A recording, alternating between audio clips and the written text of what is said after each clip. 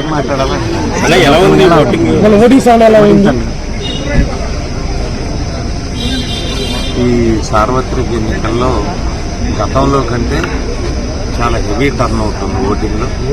అంటే ఇప్పటికే సుమారు 50% పైన జరిగినట్టు అనేది గుర్తులు.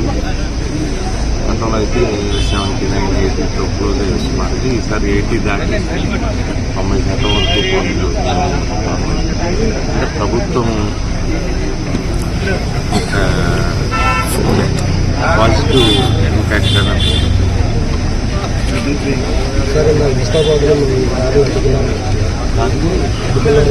ఫోన్ పక్కన పెట్టా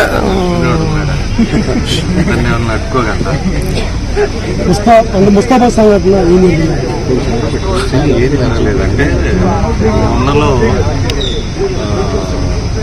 గతంలో సర్పంచ్గా పోటీ చేసిన రాజుగారు అనే ఒక వ్యక్తిని వెంకట్రావు గారు ఏదో బూతులతో దూషించారంట.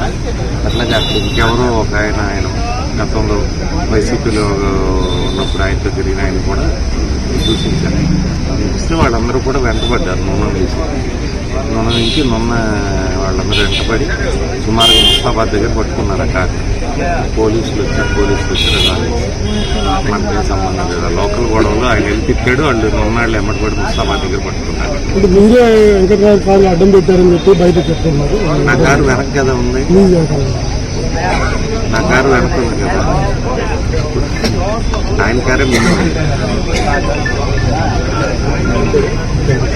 ఉంది.